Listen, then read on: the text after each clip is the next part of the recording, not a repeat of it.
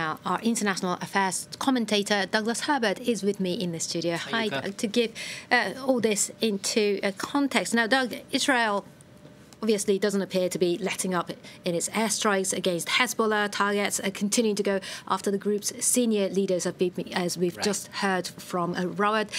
Is this strategy effective, and has it been effective in the past? Yeah, it's a very relevant, timely question. Does the strategy of picking off your adversaries, in this case the terrorist group's leaders, one by one, taking aim at their munition stocks, their arms stocks, is it effective in the short, medium, and long term? Perhaps not. History would suggest. Look, the reality is that it is undeniable that Hezbollah has taken perhaps one of the most crushing blows ever in its 40-year history. But that said, it still retains a lot of people who are able to command and call the shots and steer its military wing.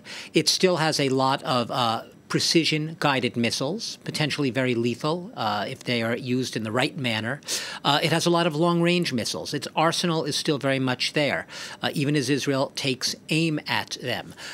So the question really is, Israel has been applying a philosophy. It's really a doctrine. We've been talking about it in recent days, the Dahiyah doctrine, really named after this neighborhood. It's the sense of this doctrine: use overwhelming, often disproportionate force to wipe out and to overwhelm your enemy, even if that means many collateral, quote, civilian casualties. That is, civilians living in these densely packed urban neighborhoods at times that also die as a result. Striking a village where some rockets are fired from, razing essentially or knocking out the entire village with many civilian casualties, because that is justified in Israel's military doctrine, because you are taking out terrorist targets.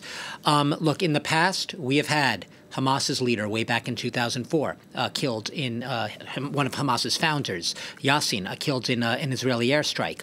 We had a top Hezbollah military leader knocked out in an airstrike going back to 2008. I'm using examples way in the past to show that this is an ongoing, over a decade-long strategy. Even the United States, right, knocked out a big al-Qaeda leader in Iraq, the head of al-Qaeda in Iraq back in 2006. We're going back almost 20 years, right? You'd say, oh, al-Qaeda gone from Iraq. They decapitated its leadership.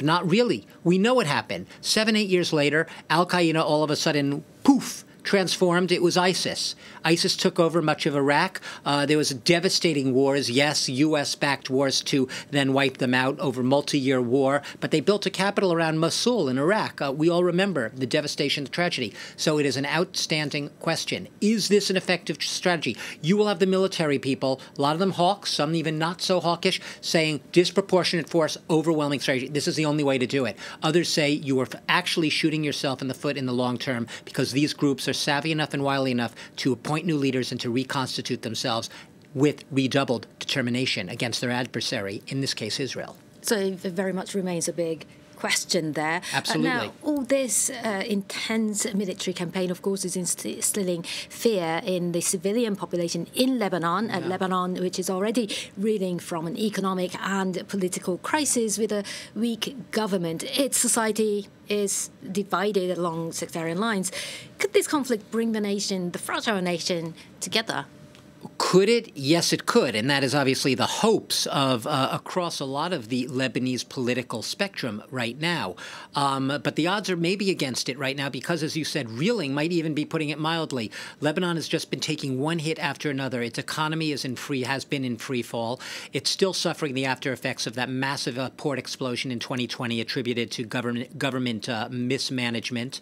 And now it has Hezbollah, the assassination of a giant paramilitary leader, the leader of the largest military force, larger than the Lebanese army, in southern Lebanon, with its strongholds knocked out, basically, a group that didn't just have military power in Lebanon, but also political influence, since it has seats in parliament. It's a country right now without a president, Lebanon, because the president, who's supposed to be a Maronite Christian, according to the sectarian division, attribution, allocation of posts in government, has not been able to they haven't been able to find anyone in the past 2 years right now. So it's a partially decapitated government. You have had some signs that the Lebanese are hoping to see some form of victory from what seems a massive defeat for the nation, in the sense of the Lebanese army is very much right now calling on the Lebanese people to preserve national unity. Remember, the Lebanese army, a far less militarily powerful force until now than Hezbollah. And also trying to urge citizens to not let them further divide themselves. The head of the Christian community, also in Lebanon, making a similar call on Lebanese to sort of stand together, condemning the assassination of Nasrallah, saying that it has opened a wound in the heart of the Lebanese. So you do have this recognition in Lebanon that this is a tragic, tragic event for the nation in terms of the potential ramifications and the fallout, and they want to see if they could use this moment to try to rally Lebanese and to try to bring them together across their sectarian divides, their ideological divides, their political divides. Unfortunately, that as well remains a question mark. Well, Doug, thank you for that. That was Douglas Herbert, our international affairs commentator.